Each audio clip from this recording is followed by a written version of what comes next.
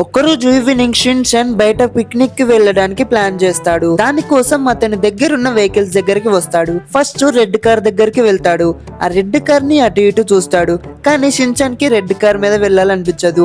వర్షం పడటంతో షిన్చాన్ హ్యాపీగా ఉండొచ్చు, ఎంజాయ్ చేయొచ్చు అని బండిని సెలెక్ట్ చేసుకుంటాడు.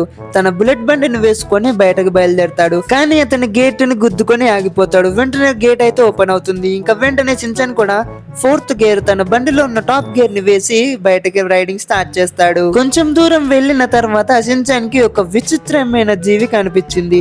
ఆ జీవి ఏంటో తెలుసుకోవాలంటే ఈ వీడియో లాస్ట్ దాకా చూడండి. షిన్చాన్ ఇంకా ఫాస్ట్ గా వెళ్తూ ఉంటాడు. షిన్చాన్ కొంచెం దూరం వెళ్ళంగానే అతనికి గ్రీన్ కలర్ లో ఒక వ్యక్తి అయితే కనిపిస్తాడు.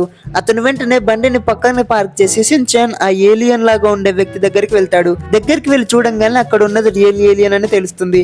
సో వాళ్ళిద్దరి మధ్య కొంచెం సేపు కన్వర్జేషన్ జరుగుతుంది.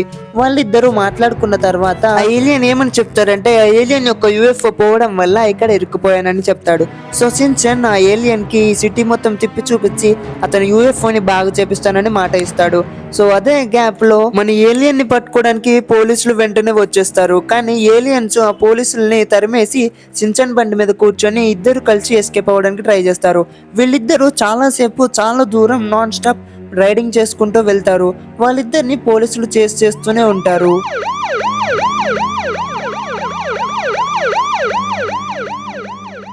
మన hero naughty boy Shin-chan alien ని కాపాడుతానని మాట ఇచ్చేశాడు కాబట్టి ఇప్పుడు చాలా స్పీడ్ లో ఆ పోలీసులకి దొరకకుండా మన ఏలియన్ ని కాపాడడానికి ఫుల్ స్పీడ్ లో మన బండిని నడిపిస్తాడు. హాఫ్ అన్ అవర్ బాగా కష్టపడి ఏలియన్ ని ఎస్కేప్ చేయడానికి ట్రై చేసిన షిన్చాన్ ఒక మంచి ప్లేస్ ని చూసి అక్కడ వెహికల్ ని పార్క్ చేస్తాడు. సో ఇంకా వాళ్ళిద్దరూ కలిసి ఆ లోపల బిల్డింగ్ కి వెళ్తారు.